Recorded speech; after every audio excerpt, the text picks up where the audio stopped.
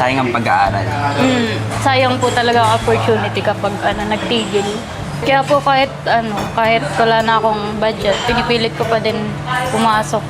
Dami kong ginagawa, nagka-apply din po ako ng scholar kung sa mga government. Sana nga po ay katanggap ko dun sa TES po ba yun? Oo nga eh, kahit nga yung mga masterpiece mo, yung mga pinipaint mo, ikaw ba talagang gumawa nun?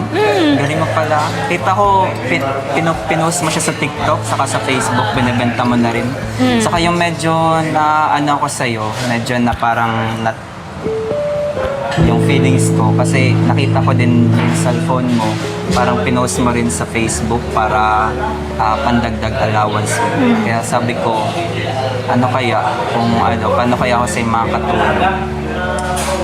Pero doon, nabibilib ako kasi gumagawa ka ng paraan para sa'yo. Hindi ka umaasa sa iba, sa kung sino-sino, kung may magpanoy ng sa puso mo. Ayoko rin naman kasi umasa kala Kuya Rob na kasi ang dami rin niyang tinutulungan. Sobrang busy din ang schedule nila Kuya Rob. Totoo.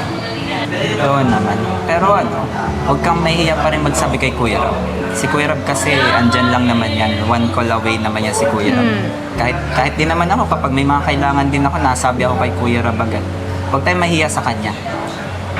Thank you nga pala sa mga sinasabi mo ngayon, sa mga advice mo. Hindi nga.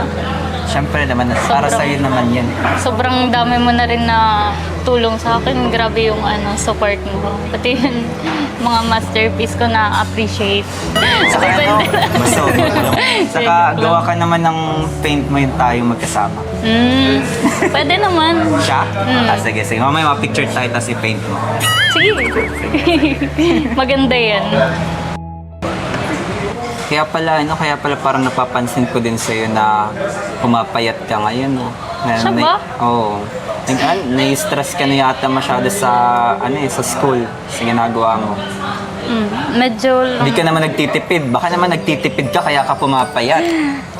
siya nagtitipid na pa. Lagi school, tapos pauwi. Ang layo nun. Kahit duty. Grabe. Pag-uwian. Pero pagkapasok ka naman, Na din ako na lakad. Grabe naman. Basta, kapag may kailangan ka, huwag ka mahihiyang magsabi sa akin. Pwede naman kitang ihatid. Nahihiya ka naman ata sa akin. Nahihiya ka pa ba? Siyempre naman, nahihiya lang ako. Okay lang yun. Huwag ka mahihiya sa akin. Naway magsilbing inspirasyon ang sipag at determinasyong ipinakita ni Eden sa pagharap sa bawat hamon.